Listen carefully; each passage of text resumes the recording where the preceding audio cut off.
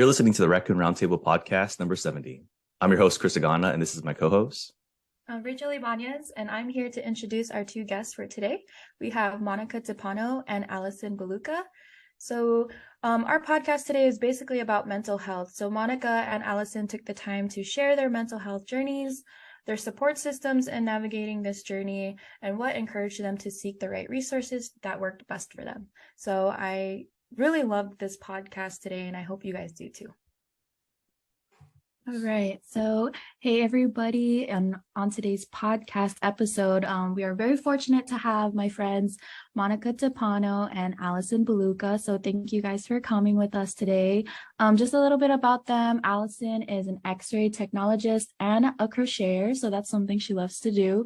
And Monica is a cool auntie and a Spotify specialist and a recovering workaholic. So I think we'll have a good conversation going on with us today. So again, thanks for being with us, you guys. If you want, you can share a little bit about your guys' background.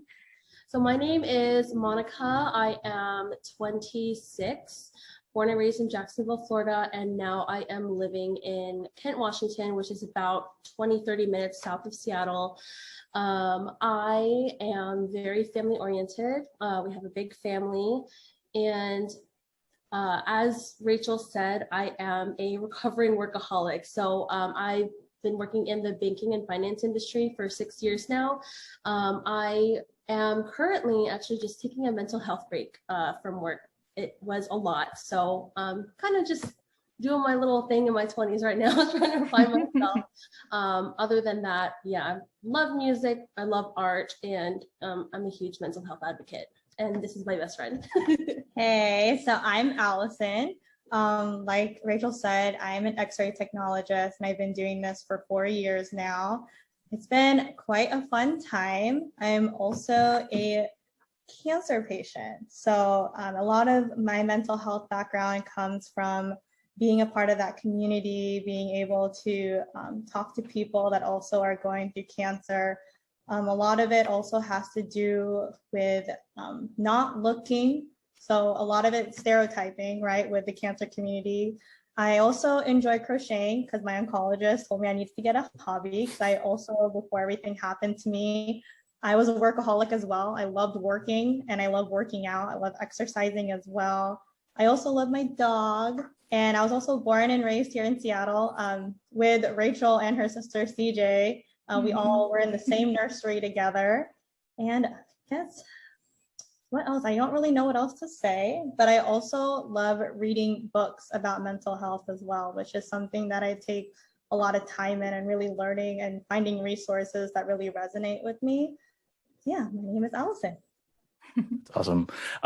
So Monica, you said you're a Spotify what? I just love music and like making playlists for every occasion. Oh, gotcha. Okay, so if you're a little older, like if you're like close to my age, you're probably the mixtape person. So you probably make playlists. Yeah, well, mixed CD, yeah. Yeah, mixed CDs. There we go.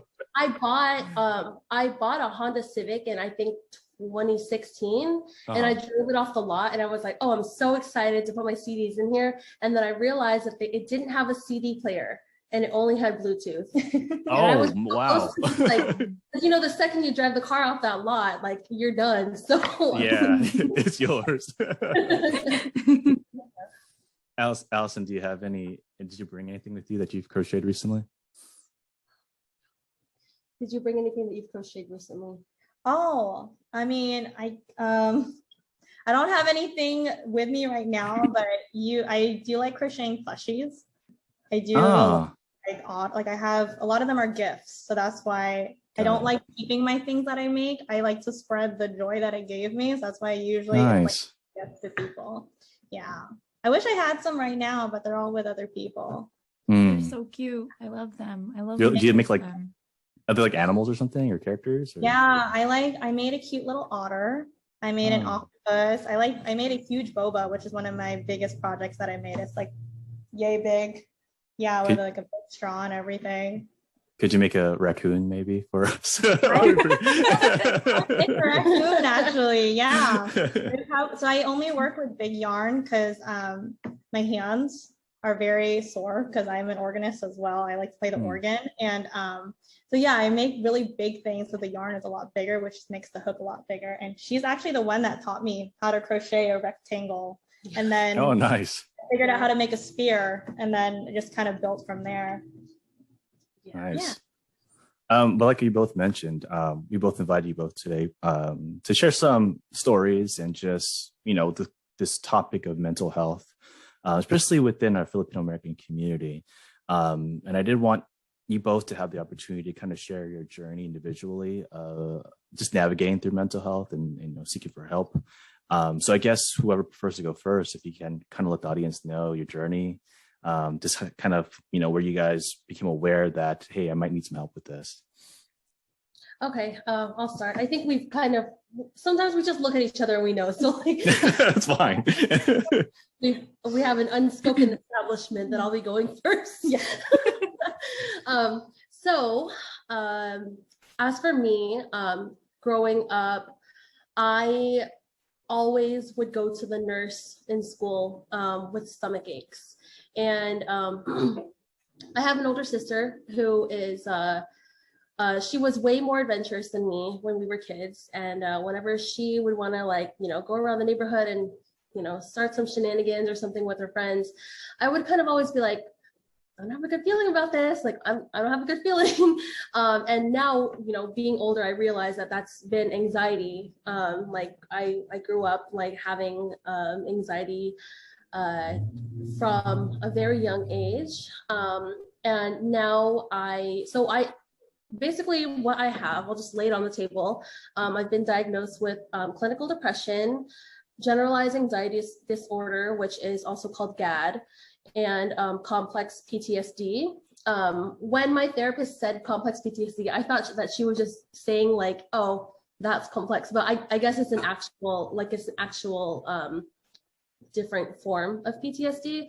I was struggling for a very long time, and it's something that I continue to struggle with, but I found that taking antidepressants actually really helps me a lot. I did start taking medication in, I think, 2017. It did not go well for me. I had a bad reaction, and so from there I was thinking I will try anything but medication. But in November of 2021, I had a really bad mental health wave, and I had a really bad panic attack, and I honestly was I thought I was gonna die. So I kind of had to make a decision as to what I was going to do regarding my mental health. And so I talked to my doctor, and I decided that I did want to give medication a try again. She recommended something else to me. So what I take now is 150 milligrams of sertraline every day. Brand name is Zoloft, if you guys know about that.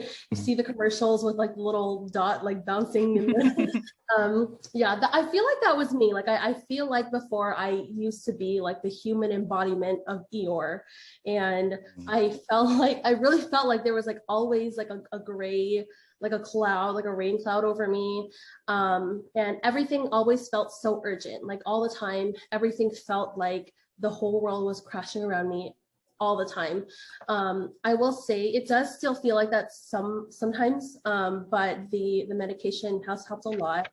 I also hate opening up. I hate talking. So it took me a while to even consider going to therapy. Sorry, I lost my train of thought. Sorry. It took me a while to consider going to therapy. So I'm still, it's been something that I've been working on for my whole life. And I acknowledge that I have a long way to go, but I try to help myself out as much as possible, because I don't like to open up. So I go on social media like Instagram and like Twitter and stuff, and I follow mental health awareness pages that kind of give me like tips and motivation. And I also, as much as possible, try to use my social media as a way to be vocal about mental health and mental illness, and like trying to stay away from the toxic positivity, because I feel like that is what helped me. It helped me to see these tips on my feed on social media. So I hope that, you know, whoever follows me, hopefully I've been able to help people out. Wow. I love that. Yeah. And I mean, I had a couple follow-up questions after hearing that. I guess the first question is, I know you said that you had, as far as seeking therapy and opening up, that was challenging for you, right? It's still kind of challenging for you. I guess what got you over the hump to finally do it? Like, did somebody encourage you to do that? You know what I mean? What is it that kind of pushed you? Because I mean, that's something that a lot. Oh, go ahead. Sorry. No, you go ahead. I was just saying that because that's something that even I've thought of, but there's something that's kind of in me that's like, do I really need that? Is that something that is what I'm experiencing enough for me to seek therapy? You know what I mean? But I keep hearing everybody saying like everybody needs it, you know? So what is it for you that kind of made you give you the push?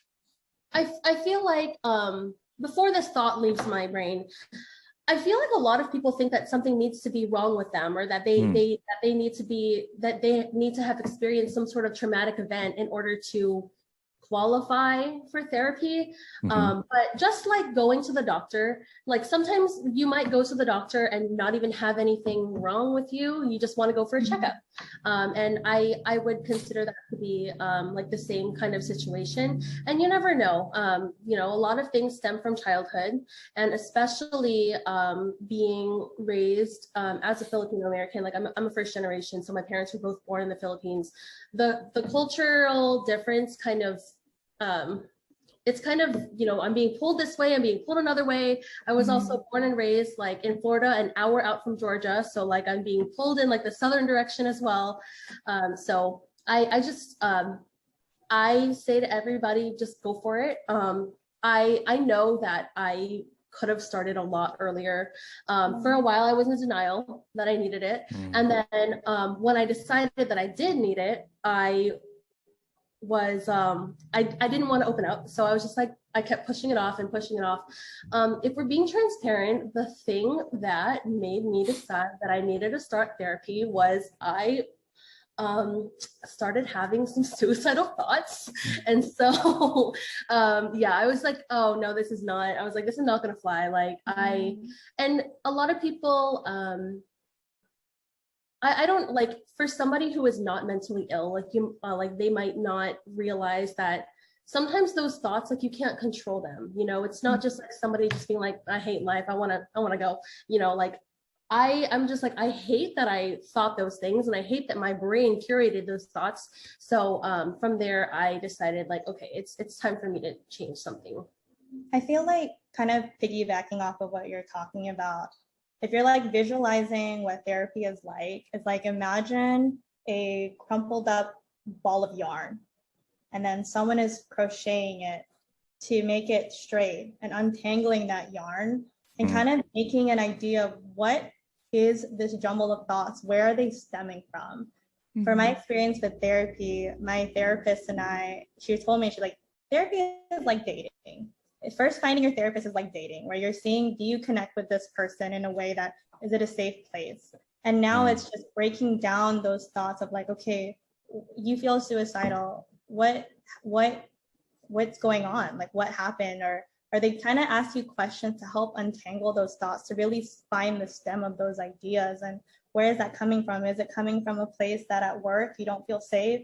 Is it coming from a place where you've never grown up in an environment where you feel safe to talk about your feelings? And it feels like, for a lot of people, especially when it comes to suicide, and I know this is a very sensitive topic, sometimes they feel like that's their only choice. But why is it that they feel like that's their only choice? And I think that's why therapy is scary for a lot of people, because it's unraveling the stem of the actual issue.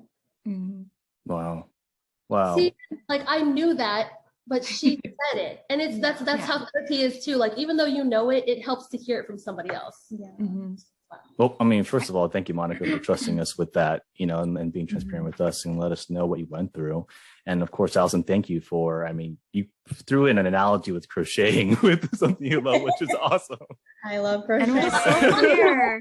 It was so clear. But It you know, is. that really led me to a question, because for me, like, you know, like I have a lot of friends that go to therapy, and I, you know, like everyone, like Chris said, like, oh, you want to try it, but you just don't know how. I think for me, the scariest part is like not connecting with a therapist, or like, you know, so like what was your guys' journey? Like, did you guys click right away, or like did you guys, you know, change therapists? Because that's for me. I just, you know, like talking to someone I never met and just like hoping they'd understand me like the first time I meet them. I think that's the scariest part for me. Yeah, I mean, in my experience with therapy is that my therapist at the time, it was during the peak of pandemic. So it was like 2021. So it was like a meeting like this. It was actually through Zoom. And she was like, I just want to get to know you as you. And then I was like, okay, like, what do you mean? And so I started like saying the things that I just said, like, oh, I love doing this and I love doing that. But she's like, okay. And then she would talk about herself. And it was more like the environment that she created, where it's like, I want you to talk about you, but I don't want you to talk about your accomplishments. I don't want you to talk about what you think I want to hear about you. I want to hear about you. So it was really like, I guess the clicking moment for me was that moment that I felt safe. It wasn't like I'm trying to fix you. It's I want to get to know you as a person. And I think for a lot of the people, when they think about therapy, they're like, oh, this person's going to fix me. It's going to fix me. But it's really not. If that's your end goal with therapy, it's really set up for failure, because then you already feel like you're not enough. In that moment, I felt enough to have a voice to talk about what I wanted to talk about. I think that's a really big thing when it comes to finding a therapist. No, and I mean, you mentioned that the first time you met your therapist was during the peak of the pandemic, you know, and I know that you work as an X-ray tech, so that means you are out there treating patients in the middle of this really, really scary situation. And that impacts mental health. So, I mean, if you want to share your journey, I know that Monica had a chance. If you want to share your journey of, you know, when you decided to seek help for this. Yeah. So for me personally, I just want to first say that my journey is not a one size fits all. And I just wanted to say that what I decided to do for myself may not be the solution for somebody else. But for me, I noticed when I finally felt like I had every duck in a row. So what I mean by that is I finally finished school. I wasn't drowning in debt. I finally felt like I had everything, but something felt missing. And it was like a race to perfection, or whatever perfection was to me. And I feel like when it came down to it, I still didn't feel like I was enough. And I think it came down to just feeling like growing up, it was all about getting your degree. It was all about becoming the best person I can be, get a savings. It was all about that. And it was like all about a status, right? When we're growing up being Filipino, it's like, okay, you need to, basically, you need to fill the first level of Maslow hierarchies of needs, which is, I have it right here, which is being able to have the security, the stability. You have shelter, you have sleep, you have nutrition, which is like your health. So it's like, why am I not happy? Why am I not feeling as fulfilled? And it was because I picked up this facade of perfectionism. And it still, until this moment, it still eats me today. But when I decided to go into therapy was when I really felt that disconnect from myself. Like, why am I not happy when I have everything that I need in this life? But it's almost invalidating to yourself to not give yourself grace, to be like, you can, both can be true. You can have everything that you have in this life, but maybe you still don't feel enough because you haven't validated the fact that you are still human, and it's okay to feel that, like, that things are not going okay. So I guess with my mental health journey, when I finally decided to have a therapist through my doctor, who was really kind to connect me with somebody, she was like, I want to connect you with a therapist when it comes to relationships with yourself. So there are a lot of therapists out there that are trained in different aspects. So it could also be like family dynamic, generational trauma. There's therapists that are out there that can talk to you about anxiety and depression. there's also a lot of therapists that are like, my friend goes to a therapist that has an art therapist where they create art together and they just sit there and they kind of say, oh, so these colors red, like what does that mean to you? There's a lot of different kind of therapists out there. And then guess what? I'm trying to lost my train of thought, but I noticed that my anxiety was really, really high when I constantly woke up in the morning and didn't feel like I was enough. And I think at that point, it was like I was done feeling that way. But I also didn't like seeing like, oh, just manifest it. But manifestation, it also invalidates the fact that some people don't have the resources to have the things, or have those things. I'm like, I'm going to manifest that I'm going to have a big house. Okay. Okay. Yeah. I'm going to manifest that I'm going to be happy. Yeah. But happiness is not like a linear sort of thing. So hopefully that answered your question about my journey with mental health. Yeah, for sure. Sorry, Rachel, did you want to say something? I didn't want to cut you off. Oh, no. Okay. I was just letting Taking it in. resonate in me. Yeah. Yeah. I want to make a comment, Alison, that you said that I guess like your therapist, you connected with her because she said, I don't want you to tell me your achievements. I just want to know like your interests and what you like. And I feel like you letting us know that you were a perfectionist and you took very seriously, and it meant so much to you of what you accomplished in life. But what your therapist wanted to know is, I don't want us to compare accolades. I don't want us to compare, what we've done in life. It's more of us like the root of who you are. And that's crazy that that's how you guys connected. You know what I mean? I mean, like the first thing that people ask you, like, like, let's talk about Filipino parties. Yep. Oh, what school are you going to? Oh, I'm going to this college. Oh, not a university.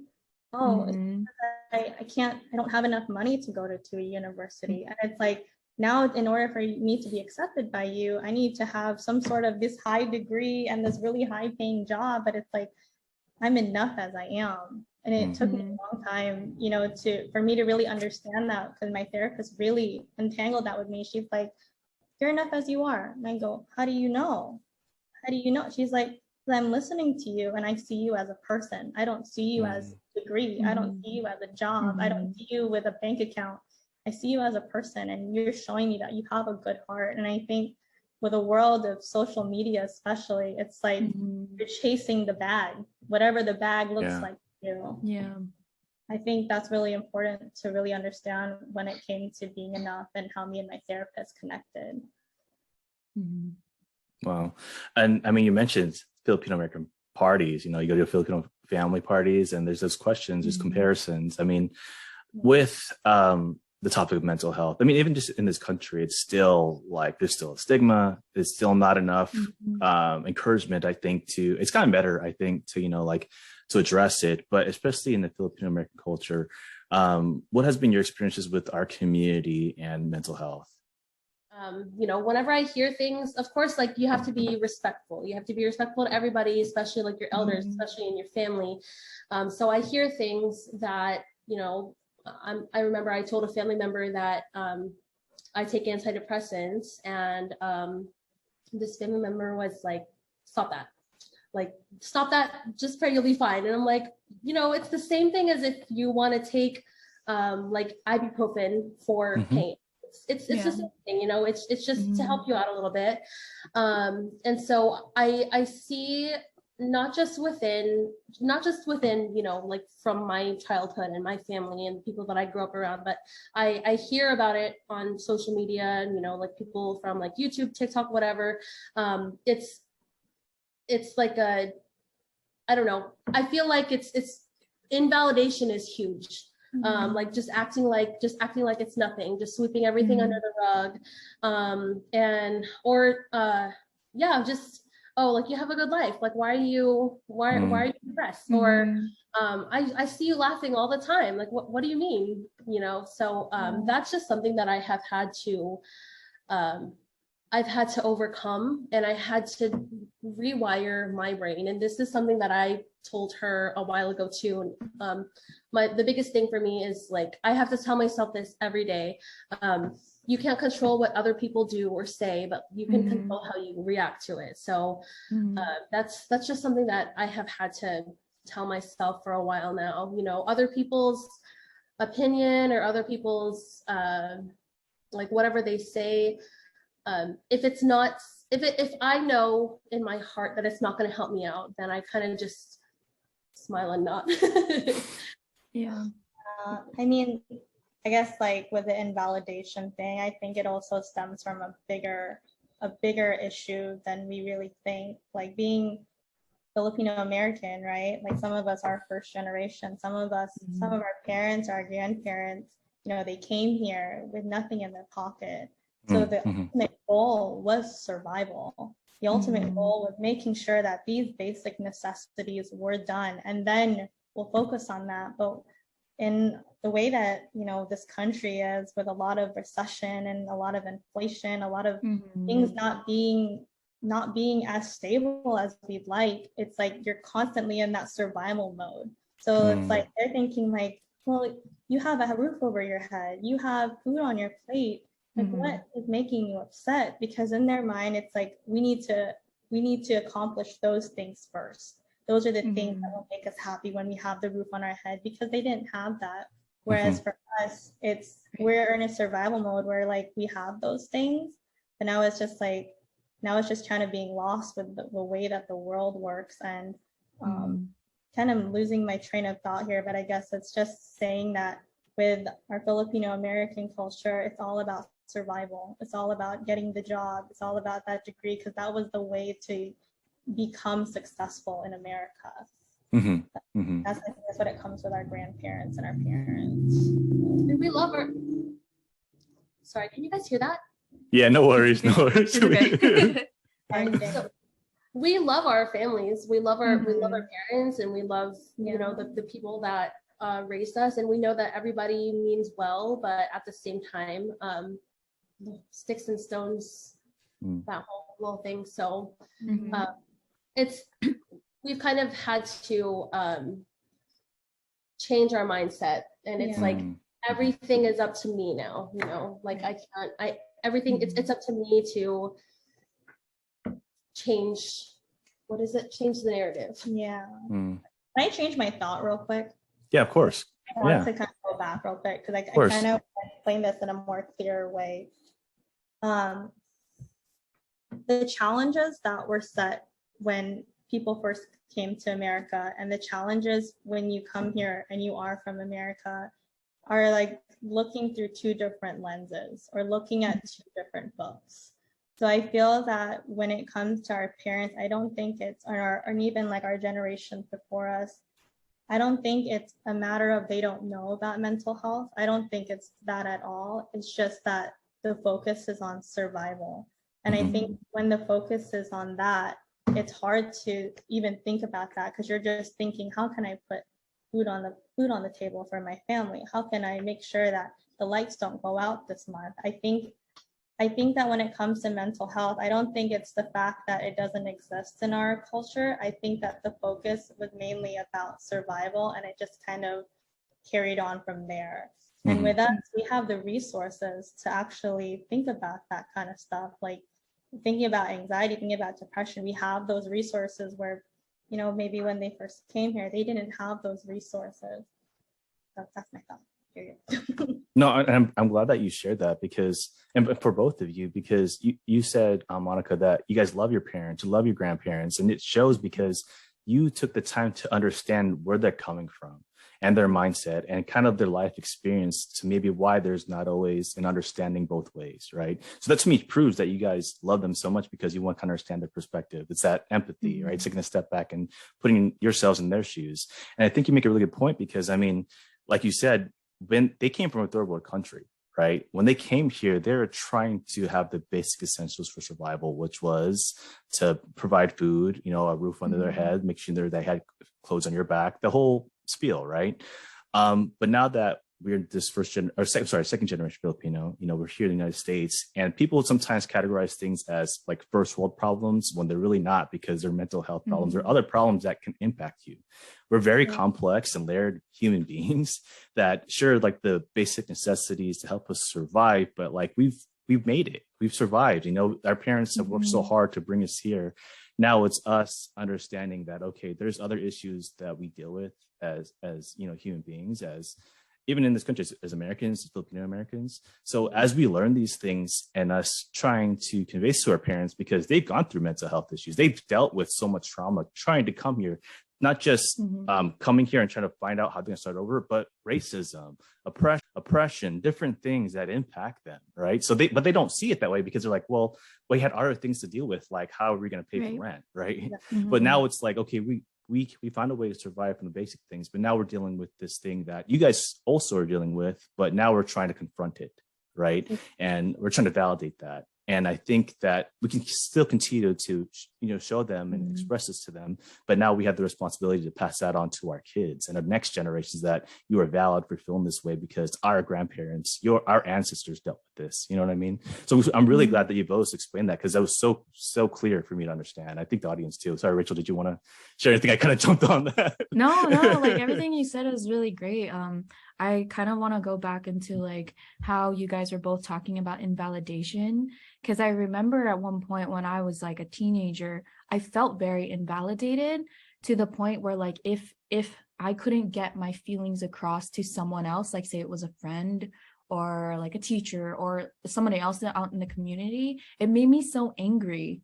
And I couldn't figure out why I was so upset until actually like when David and I met. He's like, why are you so fixated on being heard?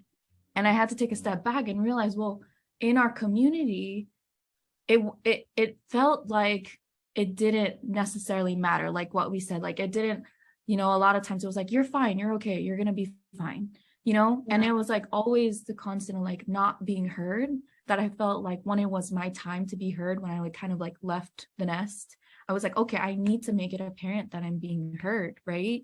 And I think that's kind of one of the big things, like you guys mentioned, is now that we feel like we're in control of our emotions and how we respond, I think that's how we can kind of change the community and being more open-minded with one another, instead of the constant like, like generational, whatever it is that keeps going on, that we're with what our grandparents dealt with and what our parents dealt with. I think like what you guys are all saying, like now because we've made it, right, in terms of our survival, we've survived, our grandparents and our parents have survived, that now we can change the community, like the Filipino American community, and being able to address each other as people and not by our status and not by how much we've accomplished, because like all of us here, there's so much more to us than just what we've done or what we are doing. So I really appreciate like everything that you guys are saying, because I don't think it's said enough, and people try to still cookie cut it and like make it look pretty, like, yeah, just pray, make a background all pretty, like this is you're gonna be fine, when it's really not. And I think that's what makes us important as people, is because we all have different experiences in our life that make us who we are. Otherwise we'd all be super boring, like that wouldn't be fun. I think so much of it comes from the idea that only one truth is right, when a lot of the times two things can be true at the same time. Right. I'm upset that I didn't get this, but I'm also grateful for the fact that I have so many good things in life. When we put it in perspective of like only this side can be true, you can't just want anything. You're not allowed to want anything because you already have everything. But both of these things can be true. And I feel like a lot of the times we invalidate ourselves. So it's like, oh, but they've been through so much worse. But someone that has drowned in 5 feet is the same thing as drowning in 6 feet. It's the same sort of problems. And I feel like a lot of the times we think that all life is going to be good once I reach this point, but it's like you level up to a new boss of problems, and it's like, okay, what's the next issue? And the next issue is our mental health. So I think just giving what I've learned in those experiences, because I really relate to you with that, what I learned in those experiences, knowing that all these truths can be true at the same time. I don't have to just believe in this one thing and this is not true. I have to give myself grace that whatever I'm feeling, even if I'm not validated by someone else, myself, I believe that what I feel is valid, and I believe that I am accepting of those emotions, and they are just as important as someone else's next to me. Wow. I mean, with both of you, the way you guys speak and just how you guys are express yourselves, like, how did you guys get to this point to like speak? I don't know, man. Just like speak so freely, and it's just like so easy for me to adjust, you know, and relate to. Yeah. You can start if you like, or I can start whatever you want to. You can go. Okay. I think I found my voice in speaking about how I feel when I finally accepted who I was. I didn't see myself in the eyes of someone that I kept constantly wanting to be. I felt like I really found my voice when I realized that I am enough as I am. I am more than my degree. I am more than my job. I am more than the amount of things that I have accomplished in life. Not because of those things, those are great, but I am enough because I feel like my heart speaks for itself. And I feel like a lot of the times when it comes to finding your voice, especially when you've grown up in a home or even a community maybe where you constantly felt like your voice doesn't matter, it's being there for yourself and making sure that that inner child is validated. And it took me a long time to get to that, just because I never wanted to face the imperfections. And with my therapist, she was like, who made these rules? And I go, well, this is how society, she's like, okay, but who made these rules? Who told you that you had to be this way? And who told you that you have to listen to that? And it took me a long time to be like, because that's how it's always been in my community. Yeah. And there's nothing wrong with having these amazing degrees. Like, great, I love that for everyone who celebrates that. I want you to celebrate those things. It's just that when you put all of your worth into something tangible, it's just not, I guess, it doesn't create longevity with your worth, because at one point your degree won't mean anything. Right. So I was probably going to have the same job as you, and they probably didn't even go to school. They probably went through a different route. It's all about that. And I guess finding my voice meant that I had to accept myself for who I am and love myself for who I am and give myself grace, that even in my worst times and in my bad times and even in my great times, I feel great and still enough. And it's hard to get to that point, but when you truly feel that way about yourself and you allow yourself to feel whatever you feel inside, not invalidating yourself, you really feel the peace that you are looking for within yourself.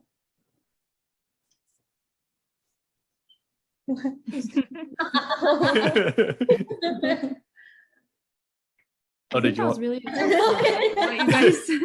No. I don't know if you wanted to add, Monica. But... Yeah. Oh, yeah. So for me, growing up, I have an older sister and a younger brother, middle child. Rachel's the middle child. Oh, really? All three of them? Yeah.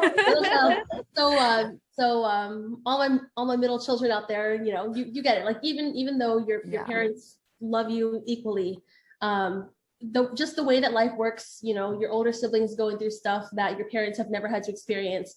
Your younger sibling's always going to be the baby. So and then you're kind of just left there to figure it out for yourself. So from a young age, I have I was kind of like a sad child. I was kind of like a sad, misunderstood child. And I went through a struggle in high school as far as like body positivity, especially like growing up in Florida. You know, we're all going to the beach or we're going to the pool or whatever, and everybody looks like this. And I wanted to look like this. And there was a point in high school when I was like a sophomore where I would literally just eat like, I had times where I would just like eat iceberg lettuce for a day and like that would be okay for me, you know. So growing up, I've kind of had to teach myself that everybody is different. You know, like everybody is different and everybody has their own struggles and everybody has a struggle. So once I finally accepted that, like, as long as I am not offending anybody, as long as I am not hurting myself or hurting another person, I like I can be myself and I need to work on myself. So that's kind of like a big thing for me. I also did experience something pretty traumatic in 2018.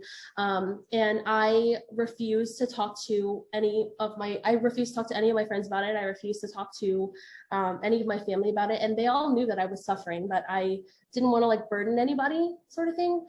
So I kind of had to, I had a lot of time to just sit and think and pray and like just sit and think and cry and pray and sit and think. And a lot of stuff that helped me was like just, scrolling through Instagram and seeing, like, I started to do my own research on like how I can feel better. And like, I don't always want to feel crappy. Like, how can I feel better? So of course I have a great support system, but I've kind of been hyper independent for a while. And I think once I accepted that, everybody has problems, everybody has a problem, but also everybody needs help and everybody can help somebody. Once I finally accepted that, like, I'm somebody that, as much as possible, even though I like to help people, I myself can be helped as well. And I think it's just a big matter of being vulnerable and recognizing that everybody is human, and accepting when you need help. And even if you don't feel like you need help, everybody needs help with something somehow. So it's been a lifelong thing, and I'm still a work in progress, and I always will be, but so will everybody else. Man, that's awesome. And with you, Monica, I wanted to kind of dig a little deeper in how you looked for, maybe, I'm not sure if you looked for a community, or you looked for like maybe some more resources through social media to find something that you needed. Can you expand a little bit more? And I know that you found it through social media, and then Alison, I think you did through books and maybe other things, but go ahead, Monica.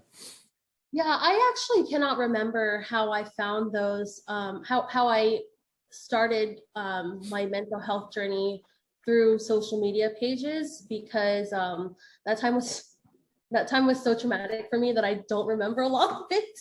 I think that it's one of those things on, I think it just popped up on my Instagram Explore page one day, like something about just breathe, which is a whole other toxic statement that we can talk about if you want.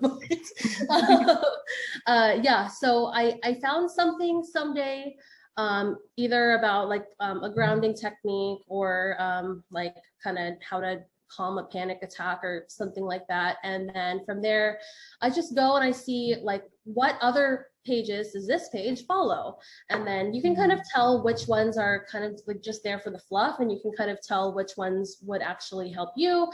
And everybody has a different preference, so if you want, I can share some of those links with you if you want. Sure, of course. Yeah, we'll probably get that from you towards the end of the show. And then with you, Alison, what resources did you use? Did you also use social media, or I know there's maybe some books you wanted to share? Yeah. So with how I did it was that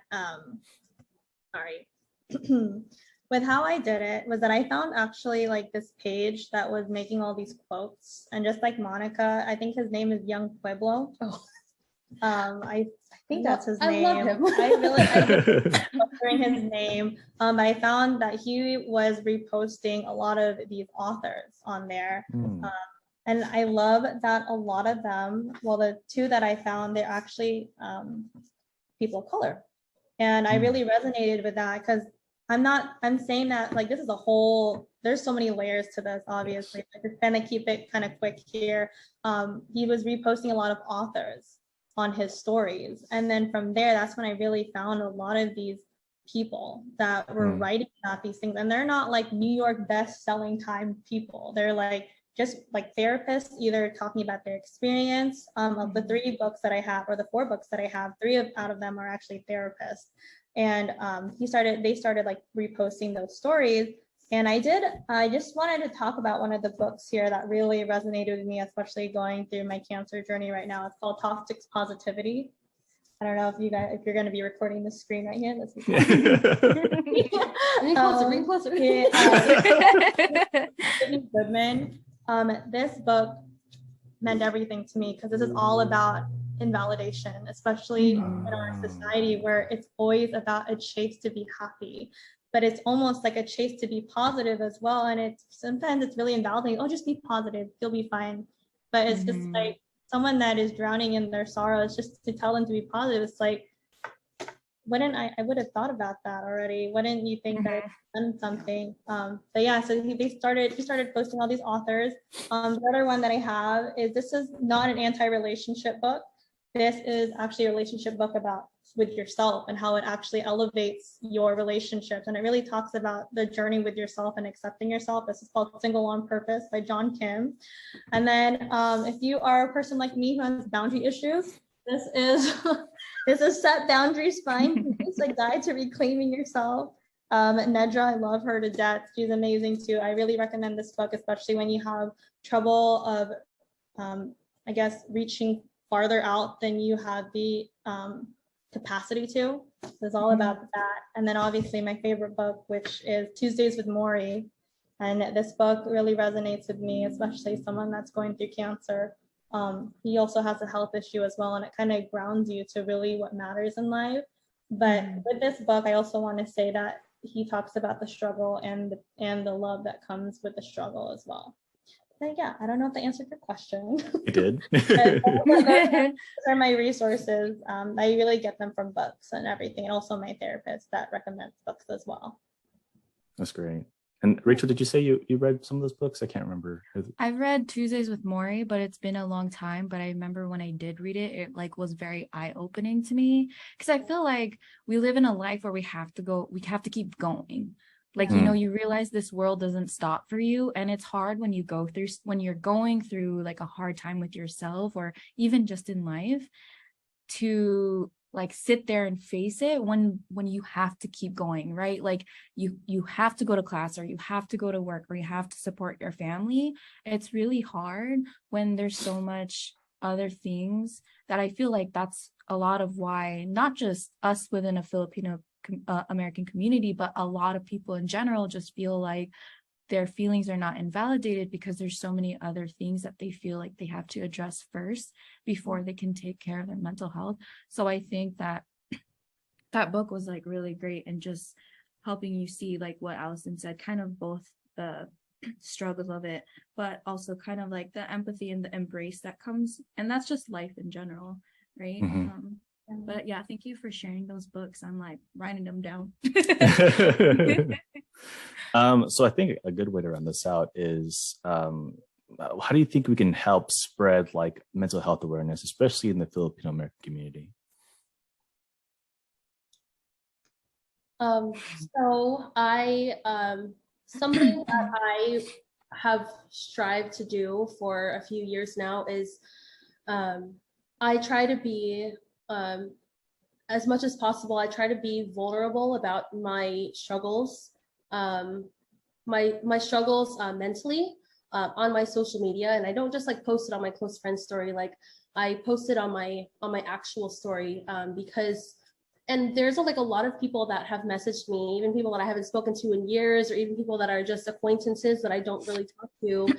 They say that, you know, my vulnerability has really helped them to feel seen and feel heard. So I think that if everybody just accepts that everybody has some sort of struggle, and if we are, I mean, you don't have to like publicly announce, you know, what your struggles are, but I feel like as long as we acknowledge that, you know, people do have them, and everybody has their own story. Like, you never know what happens behind closed doors. So I feel like if everybody is just like more open-minded, I mean, it would help if other people were vulnerable too, but it's okay. I mean, if I'm the only one on my feed that does it, that's fine, because at least people are seeing it. And even if it takes me being open and kind of sharing stuff that's really personal and kind of embarrassing, if that's what it takes for people to see that this is normal and this is real and this is something that's serious, then that's the risk I'm willing to take. So I love that. Yeah, I really like what you said about owning your story, because I feel like when it comes down to it, at the end of the day, you can only be a safe place for someone if you're a safe place for yourself. And that comes with really owning your story, that all these truths can be true at the same time. It's like, I struggled with speaking up, but I am now trying to speak up. And I feel like owning your story means to just love is not really necessarily find a positive outlook to it, but just accepting that that's your story and being a safe place for yourself first. And I think it comes with knowing your truths. So what I mean by that is valid, like really looking at it and being like, at this point in my life, maybe back when I was a kid, I was invalidated the whole time. And that's okay, because now it's all about what's going on right now. I also think that when it comes down to talking about mental health, I think it also comes with giving yourself grace, that sometimes, and giving the other people around you grace, because they acted in a way that they knew was right at the time. And it comes with also being having that empathy to know that their story is just as true as yours, and what they thought was right at the time is just as true as yours. You don't have to accept that it doesn't align with your beliefs, but you also have to accept that this is what's going on in your life, and it's now creating your story from there on out.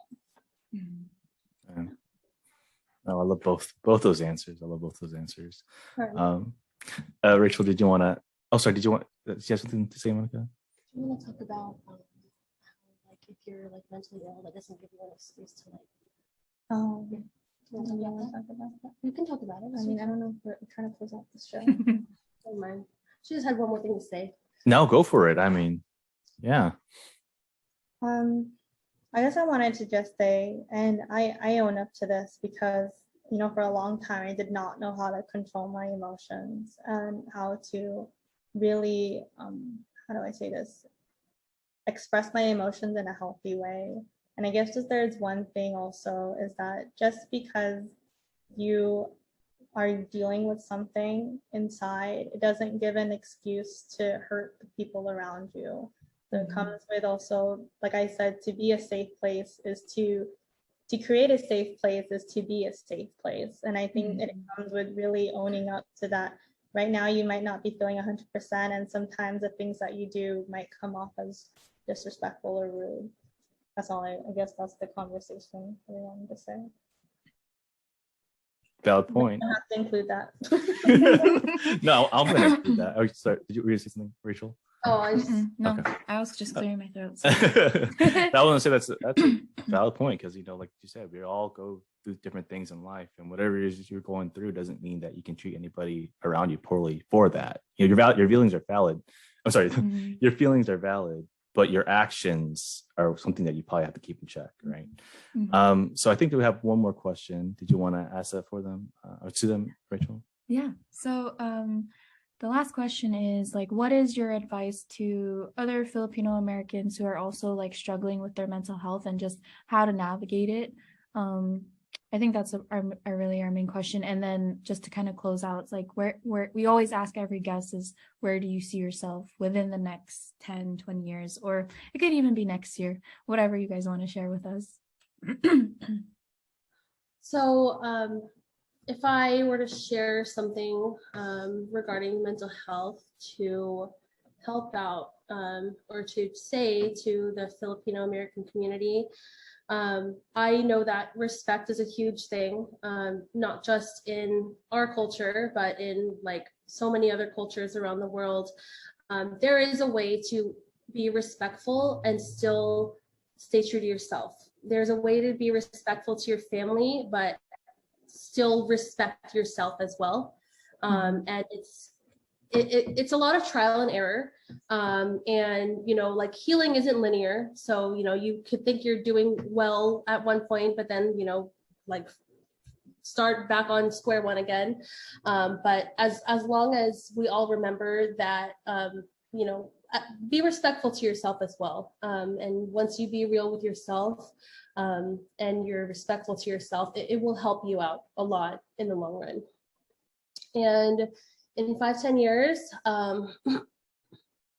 I will be 10 years, let's say 10 years, I'll be 36.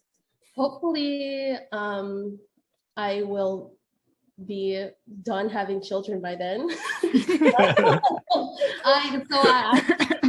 I'm like the cool aunt, and so like, you know, people in my family are popping out babies left and right, and I'm just here to borrow them. You know, it's like Blockbuster.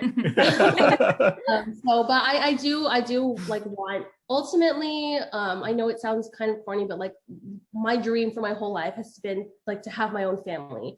So hopefully I could have that.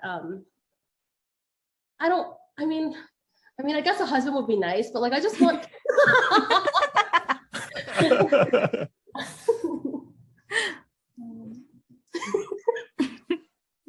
That's a hard one to call. I guess, what was the question again? So sorry. So just as some advice that you would want to give, and then where you kind of see yourself within the next 10 years. So the advice that I would want to give to a fellow Filipino American is that let me go back real quick. I need to do this without getting emotional. Okay. The advice I would give to a fellow Filipino American would be that it's okay to feel however you feel, and that whatever you're going through, it's okay. And it's okay to also feel like it's not okay. And I feel that the more that you validate yourself, the more that you find comfort in yourself, because you can't have chaos in your own body. And what I mean by that is the more that you invalidate yourself, the more that you yourself are the one that is holding yourself back. And I feel that my advice would be is that always feel that whatever you feel, even if everyone else thinks that you're wrong, even if they don't even listen to you, at least the home in yourself is at peace, that you are validated within yourself. I would also say that when it comes to positivity, it's okay to feel like that sometimes positivity is not attainable at that point. Sometimes you just have to go through the waves in order to feel that sense of happiness. So it's always a race to be happy. It's always the self-care idea of just putting a band-aid on your issue, of just putting on a face mask and getting to a tub. But when really it's finding that validation in yourself that it's okay to not be okay, and it's okay to feel that life is not going okay. And the other truth is that there's still a silver lining on that cloud. So I think that just knowing that two truths can be true, and that you are enough as you are. I guess within 10 years from now, I honestly never really thought about that, because I don't even know what I'm having for dinner tonight. But I guess 10 years from now, I would hope that I would rescue some old dogs from a shelter. And you know, hopefully the old dog, I always thought about these old dogs that die at the shelter. That just makes me really sad. So I guess that's where I see myself 10 years from now. I try not to think too far into the future, just because I know myself, it gives me a lot of anxiety. And so I try to focus more on the now while still having the goals in my back pocket, but being grateful for the now, but also being hopeful for the future. So I can't really answer that question totally. That's okay. So Monica wants to be a mama, and then Allison wants to be a dog mama. So I like both. Y'all definitely besties. On for her dog. On for her dog. Yeah. I will say, Allison, that one of my dreams is to have like this refuge for like these dogs that like, you know, are like almost abandoned, and you can just let them live together with anybody else who wants to be with dogs. I always end up crying when I watch Facebook like dodo videos. Yeah, those videos videos of those sad dogs, man. But yeah, so I want to thank you both for joining. Thank you so much for being vulnerable and just willing to share on our platform and just tell your stories and just helping our audience and our community. Anything else you want to say, Rachel? No, I think everything you guys said was well said throughout it, and I'm very excited for this podcast to go out. because I think that it's going to be great. But everything you guys said it resonated with me very well. Yeah. And I really can't wait for our audience to hear it, because like I said before, like it's not said enough. And I think what you guys are doing by being very open on social media, that's the biggest platform that we have right now in sharing what we're going through. And so I just want to take the time to appreciate what you guys are doing and how much you're willing to share your story, because like you said, whether you know it or not, like you guys are helping someone, and you're helping all of us are trying to help each other to navigate through this life. So I really appreciate you both, and thank you for being on our podcast. It was a really great one. Yeah, keep doing what you're doing. Yeah, for real. Thank you Thanks, for having us. guys.